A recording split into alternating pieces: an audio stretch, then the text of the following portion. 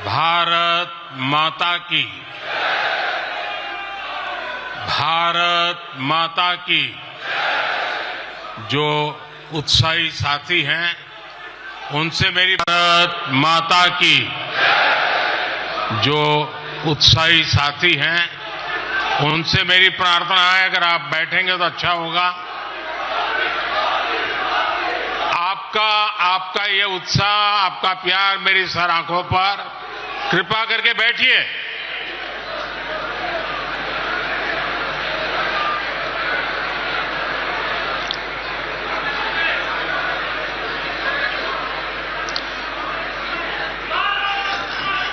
थोड़ी जगह कम पड़ रही है, मेरी सबसे प्रार्थना है, भले नीचे बैठना पड़े लेकिन अगर आप बैठेंगे तो अच्छा होगा।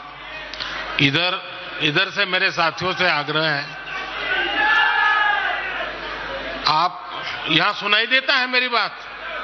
सुनाई देती है?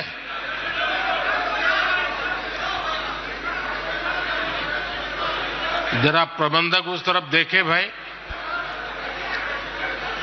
जगह नहीं है तो कृपा करके आप कहीं पर भी नीचे बैठ जाइए।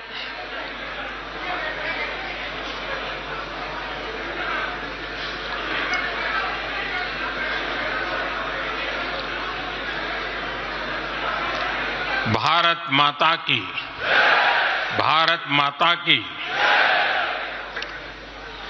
राष्ट्रीय अधिवेशन में यहां उपस्थित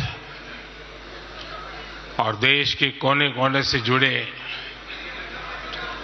प्रत्येक भाजपा कार्यकर्ता का मैं अभिनंदन करता हूं।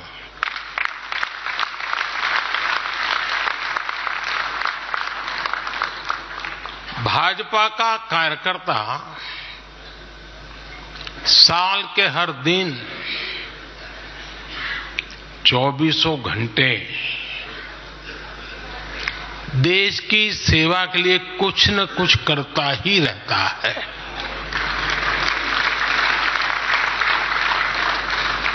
लेकिन अब अगले 100 दिन नई ऊर्जा, नया उमंग, नया उत्साह,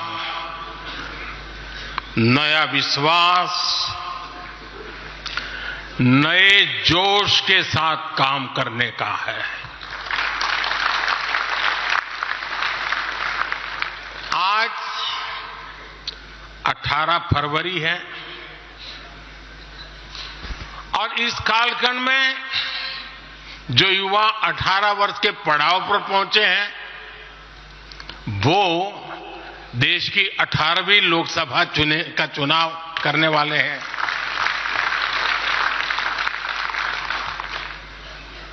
अगले 100 दिन हम सबको जुट जाना है,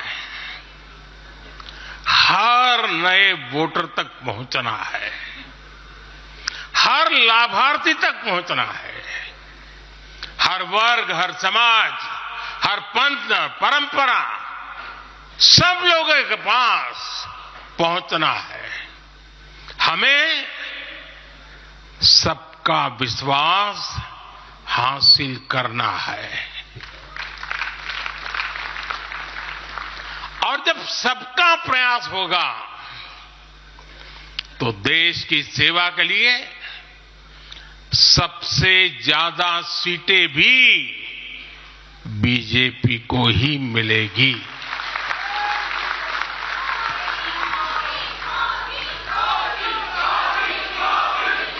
और आज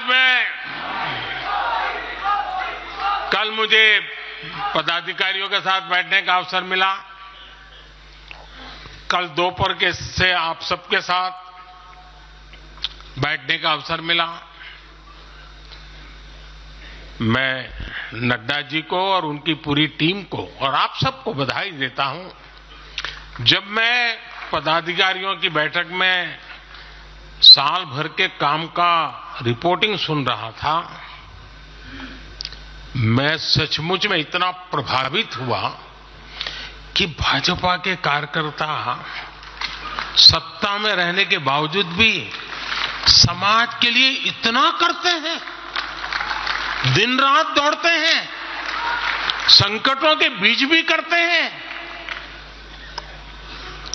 और सिर्फ भारत मां की जय के लिए करते हैं। ये 2 दिन भी जो चर्चा हुआ, विचार विमर्श हुआ है, देश के उज्जवल भविष्य के लिए हमारे संकल्प को दृढ़ करने वाली हर बातें हुई है। मैं इस भव्य आयोजन के लिए प्रेरक विषयों के लिए आप सबको भी, देश भर के कार्यकर्ताओं को भी नड्डा जी के माध्यम से सबका अभिनंदन करता हूं। साथियों, आज मैं समस्त देशवासियों की तरफ से संत शिरोमणि आचार्य श्री 108 पूज्य विद्यासागर जी महाराज को श्रद्धापूर्वक, आदरपूर्वक नमन करते हुए श्रद्धांजलि देता हूं।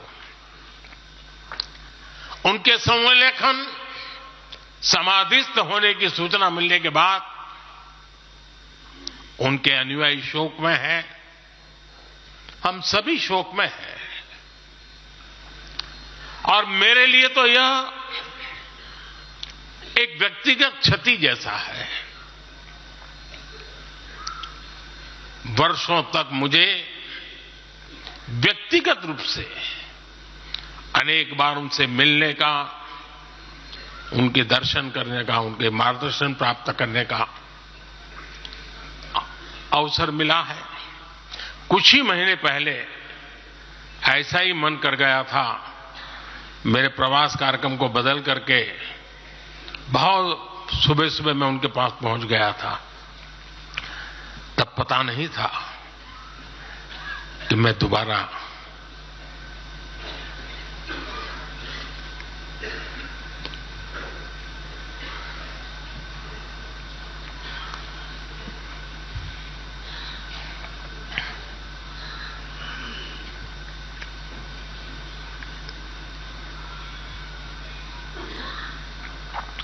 उनके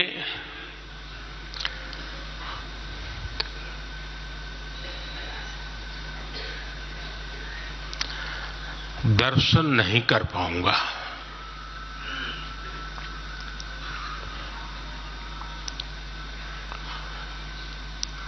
ये मेरा सौभाग्य रहा है कि पिछले 50 से भी ज्यादा वर्षों से मुझे देश के गणमान्य आध्यात्मिक मूर्तियों के निकट रहने का, उनके आशीर्वाद पाने का अवसर रहा है और इसलिए मैं उस आध्यात्मिक जगत की उस शक्ति को भलीभांति जानता हूं, समझता हूं, अनुभव करता हूं। आपको सुनकर के आश्चर्य होगा कि वे तो दिगंबर परंपरा से थे। उनका जीवन कैसा होता है हम जानते हैं, लेकिन शायद ही कोई ऐसी महत्वपूर्ण घटना ऐसी नहीं होगी या मेरी तरफ से कुछ महत्वपूर्ण किसी काम में मेरा संबंध आया हो, 24 घंटे के भीतर भीतर उसका एनालिसिस करके मुझे उनका संदेश आता था। यानी कितने जागरूक थे,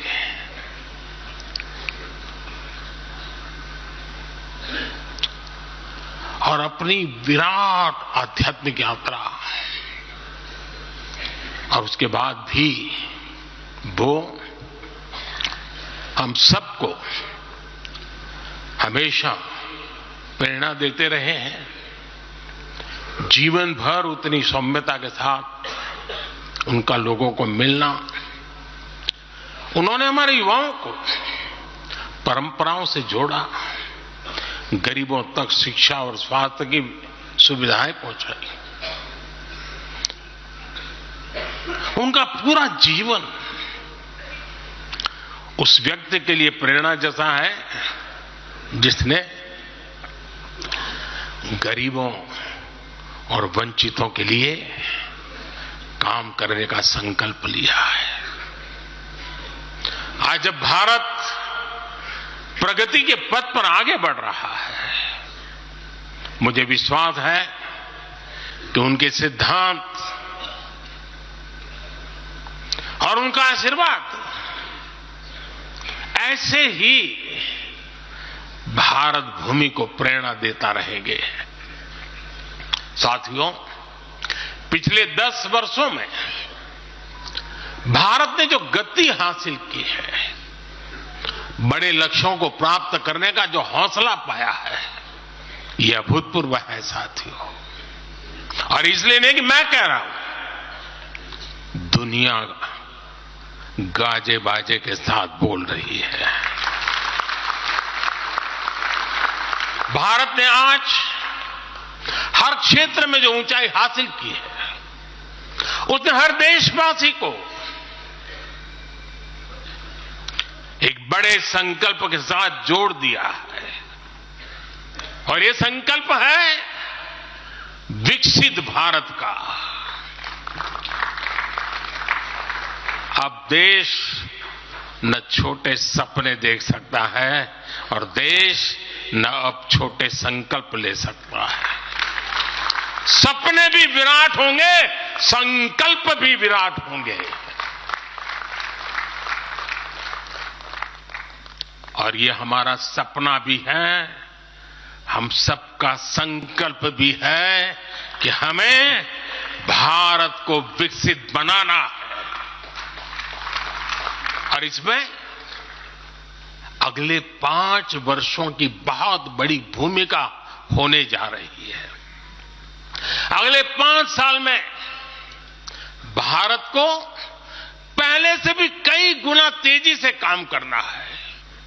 अगले 5 साल में हमें विकसित भारत की तरफ एक लंबी छलांग लगानी है।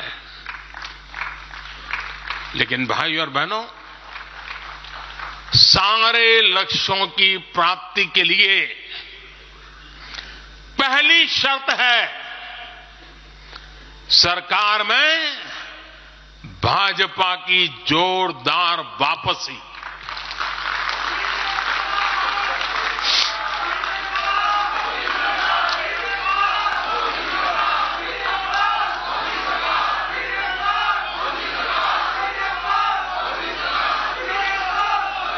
आज विपक्ष के नेता भी एनडीए सरकार 400 पार के नारे लगा रहे हैं।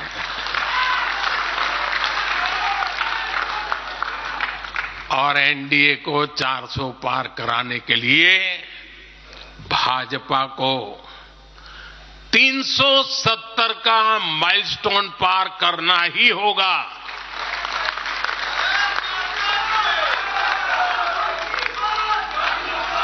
साथियों, कई बार लोग मुझसे कहते हैं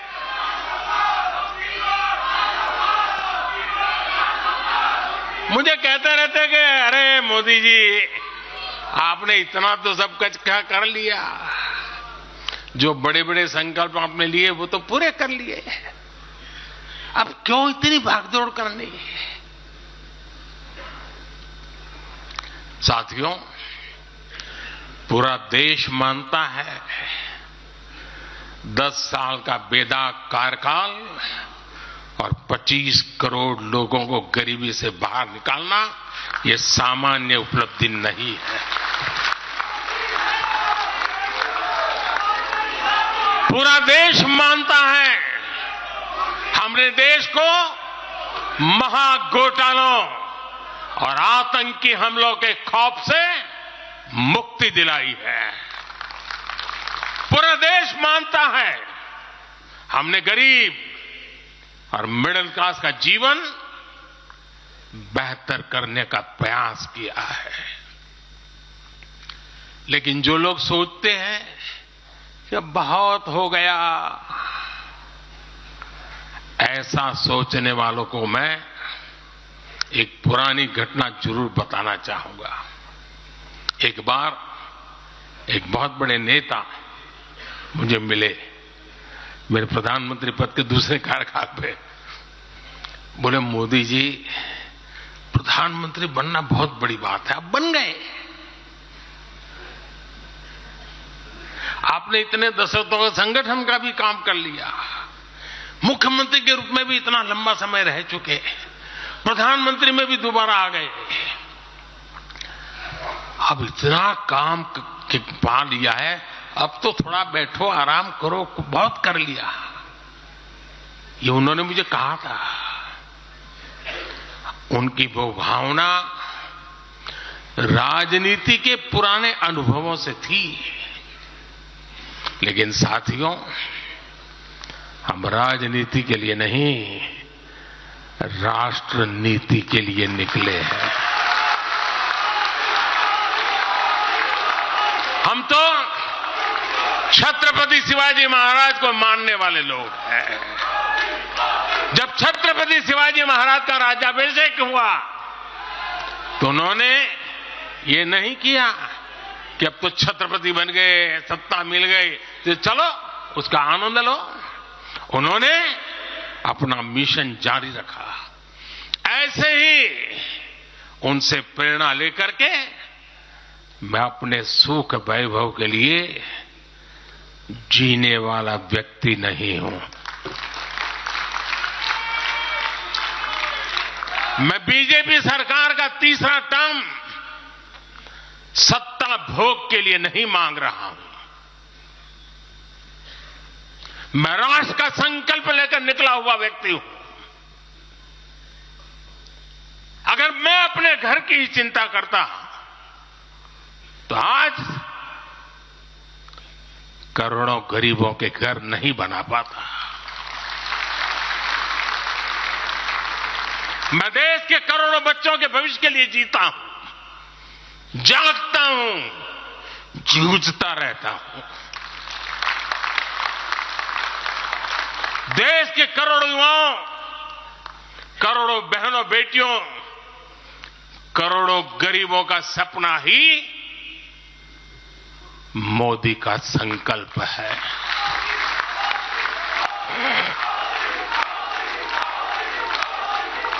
और इस संकल्प की पूर्ति के लिए ही हम सब सेवा भाव से दिन रात एक कर रहे हैं।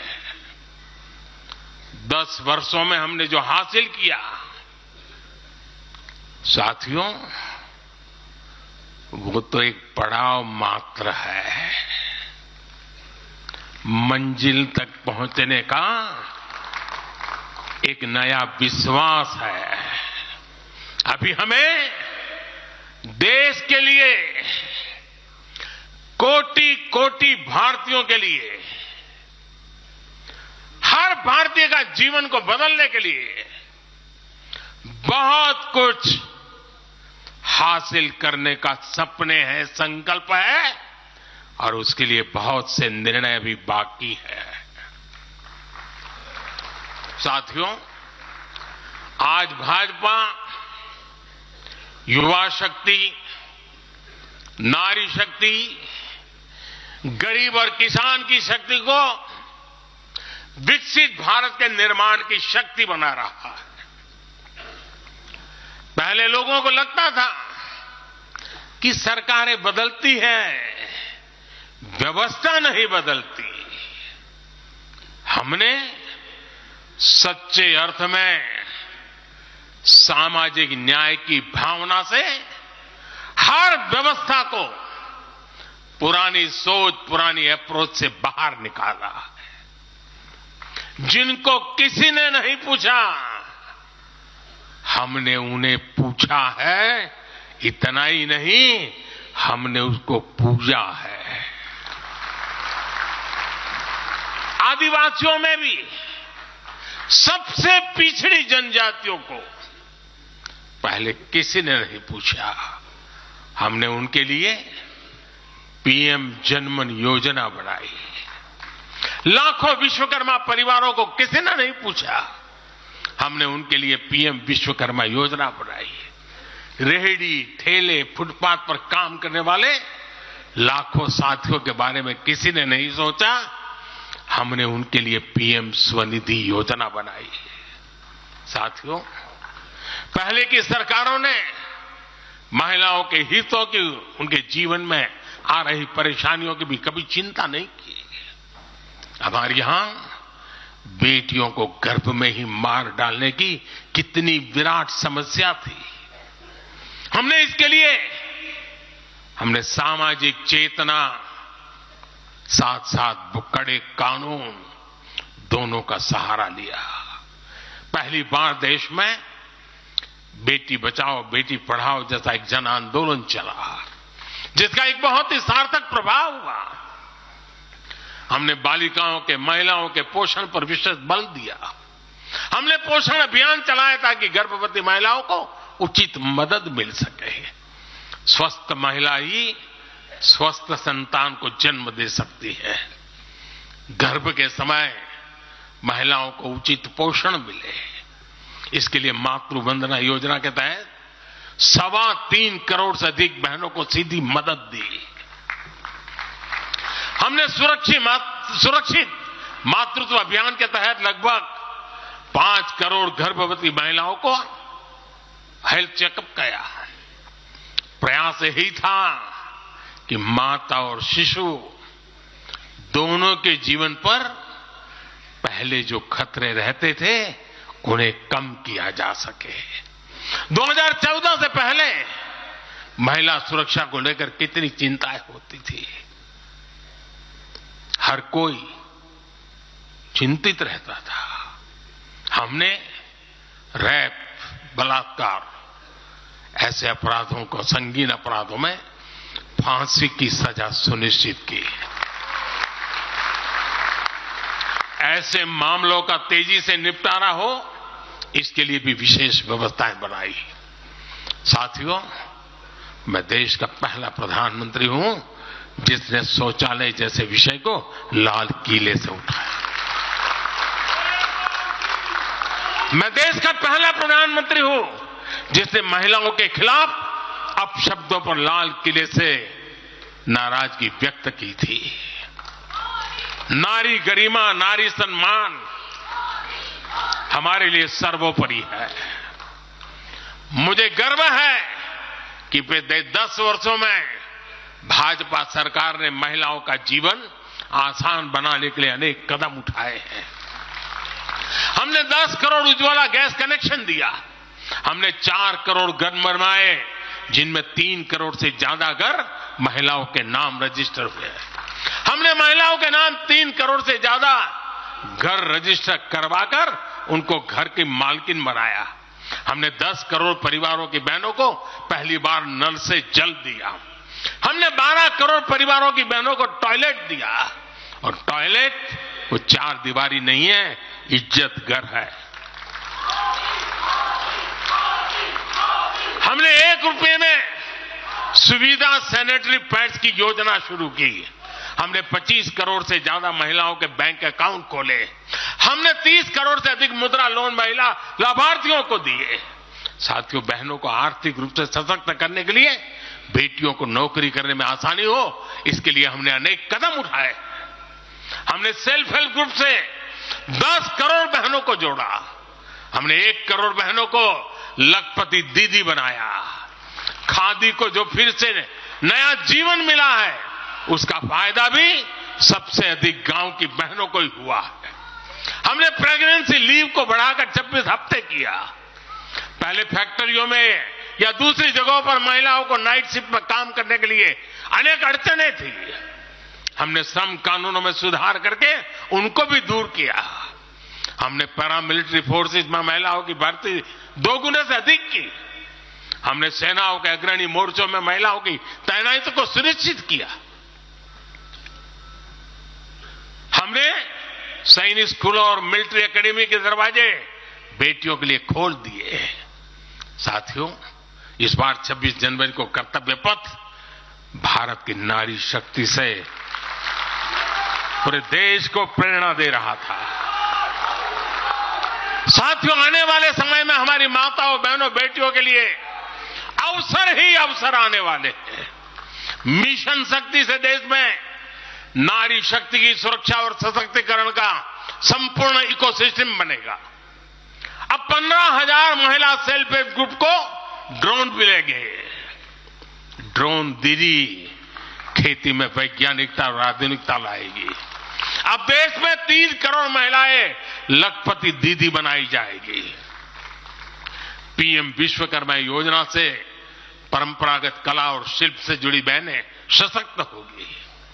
नई नेशनल एजुकेशन पॉलिसी से बेटियों को शिक्षा और स्किल के मामले में सबसे अधिक फायदा होगा। गांव के पास ही बेहतर स्पोर्ट्स इंफ्रास्ट्रक्चर बने, बेटियां हमारी स्पोर्ट्स में कमाल करेगी। साथियों, आज जब मैं बीते 10 वर्षों की तरफ नजर डालता हूं तो कितना ही कुछ याद आता है। ये 10 वर्ष साहसिक फैसलों, दूरगामी निर्णयों के नाम है। जो काम सदियों से लटके थे, हमने उनका समाधान करने का साहस करके दिखाया है। अयोध्या में भव्य राम मंदिर का निर्माण करके हमने 5 सदियों का इंतजार खत्म किया है।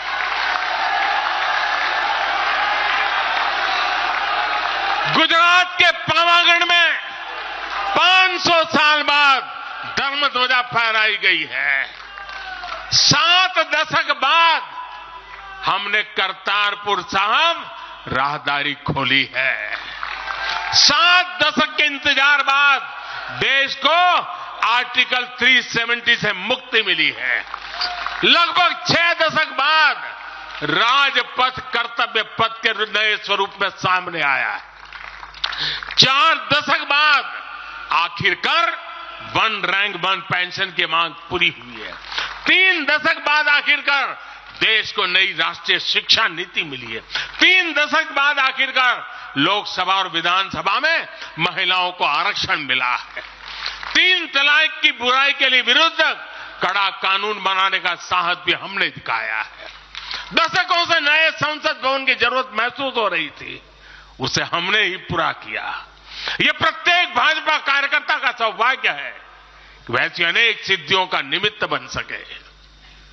साथियों, कोई भी देश हो, वो अपना भविष्य तभी संवार सकता है जब वह अपने इतिहास को सहज कर रखता है। बीते वर्षों में भारत ने अपने इतिहास को सहेजा भी है, संवारा भी है। हमने नेशनल वॉर मेमोरियल का निर्माण किया। हमने राष्ट्रीय पुलिस स्मारक बनाई। हमने अंडमान में नेताजी सुभाष और परमवीर चक्र विजेताओं के नाम पर द्वीपों का नामकरण किया। हमने दांडी में नमक सत्याग्रह का आधुनिक स्मारक का निर्माण किया। हमने बाबा साहब आंबेडकर से जुड़े पंच तीर्थ को विकसित किया। हमने रांची में भगवान बिरसा मुंडा की स्मृति में म्यूजियम बनाया। सरदार पटेल को समर्पित स्टैच्यू ऑफ यूनिटी हमारे कार्यकाल में बनी। 31 अक्टूबर को राष्ट्रीय एकता दिवस हमारी सरकार ने घोषित किया। 15 नवंबर को जनजातीय गौरव दिवस के रूप में घोषित करने का अवसर हमें मिला। 14 अगस्त को विभाजन विभीषिका दिवस के रूप में याद करने का निर्णय हमारी सरकार ने लिया। 26 दिसंबर को हमने साहिबजादों की स्मृति में वीर बाल दिवस घोषित किया। 26 नवंबर को संविधान दिवस घोषित करने का फैसला भी हमारी सरकार ने किया और 21 जून को संयुक्त राष्ट्र इंटरनेशनल योगा डे भी हमारी ही सरकार के प्रयासों से घोषित किया। साथियों, विपक्ष के हमारे दल भले ही योजनाओं को पूरा करना न जानते हो, लेकिन झूठे वादे करने में इनका कोई जवाब नहीं रहा है। बावजूद इसके आज एक वायदा करने से ये सारे राजनीतिक दल घबराते हैं। एक भी राजनीतिक दल के मुंह से नहीं सुना होगा आपने।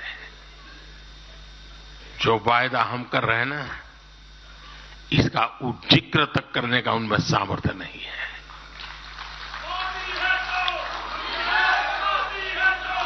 और हमारा वायदा है विकसित भारत का।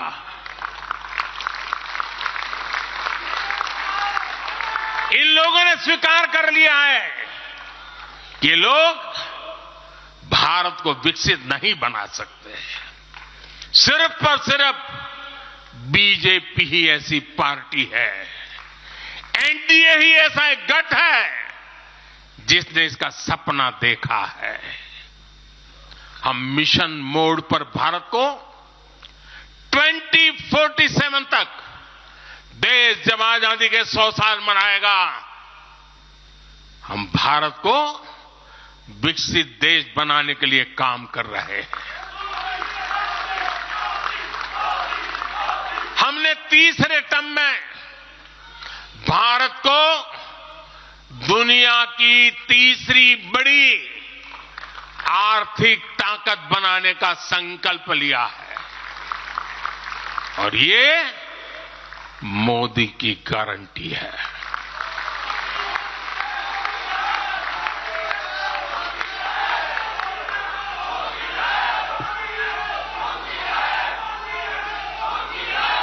और जब मैं भारत को तीसरी आर्थिक ताकत बनाने की बात करता हूं, तो उसका मतलब भी बहुत गहरा है। इसका मतलब है भारत के आर्थिक, सामरिक और सांस्कृतिक सामर्थ्य का कई गुना विस्तार, चहुं दिशा में विस्तार। साथियों, हम इसके लिए कितनी तेजी से काम कर रहे हैं, इसका हिसाब लगाना भी जरूरी है। भारत को, यह आंकड़ा याद रखिए, भारत को $1 ट्रिलियन की अर्थव्यवस्था बनने में लगभग 60 साल लगे थे। 60 साल। 2014 में जब देश ने हमें अवसर दिया तो 2 ट्रिलियन मार्क भी बहुत बड़ा लग रहा था, लेकिन 10 वर्षों में हमने अपनी अर्थव्यवस्था में $2 ट्रिलियन और जोड़ दिया। एक के लिए 60 साल, 10 साल में 2 और जोड़ दिया। जब भारत दुनिया की 11वें नंबर की अर्थव्यवस्था था और 11 से 10 पर आने में दम उखड़ गया उनका, हम 11 से 5 पर ले आए। अर्थव्यवस्था जब 11 नंबर पर थी, तब इंफ्रास्ट्रक्चर का बजट सिर्फ 2 लाख करोड़ रुपए भी नहीं बन पाता था।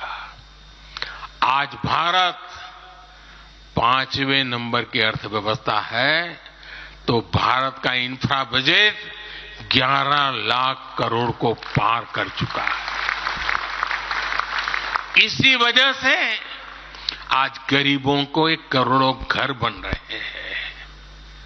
आज गरीबों के घर तक पानी पहुंच रहा है।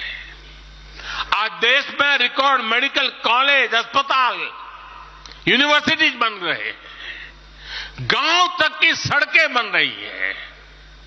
जब भारत दुनिया की टॉप 3 अर्थव्यवस्थाओं में आएगा, तो आप कल्पना कर सकते हैं कि विकास कार्यों के लिए हमारे पास कितनी ज्यादा पूंजी होगी। इसलिए भारत के टॉप 3 इकोनॉमी में आने का मतलब है भारत के हर परिवार का जीवन स्तर सुधरेगा। भारत के हर परिवार की आय बहुत अधिक बढ़ जाएगी। भारत का पब्लिक ट्रांसपोर्ट और आधुनिक बनेगा। भारत में रोजगार के लिए नए सेक्टर खुलेंगे, रोजगार के और ज्यादा मौके मिलेंगे। भारत के युवाओं को भारत में ही फंडिंग के ज्यादा से ज्यादा अवसर आएंगे।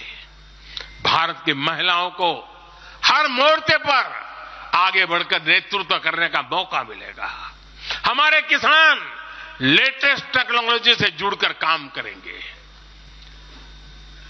कृषि उत्पाद में वैल्यू एडिशन करेंगे, लोगों की जीवन बेहतर बनाने के लिए देश में पर्याप्त संसाधन और आवश्यक व्यवस्थाएं मौजूद होगी। साथियों, मुझे खुशी है कि आज विकसित भारत अभियान की बागडोर भी भारत के युवाओं ने संभाली है। पिछले 1.5 साल में विकसित भारत के संकल्प से जुड़े सुझावों के लिए, और लोगों को ऐसा लगता होगा कि हम बात पता, ऐसा नहीं है, इस पर हम 1.5 साल से चुपचाप काम कर रहे हैं। सरकार की मशीनरी को लगाया है और आपको जानकर के खुशी होगी, अब तक 15 लाख लोगों से ज्यादा लोगों ने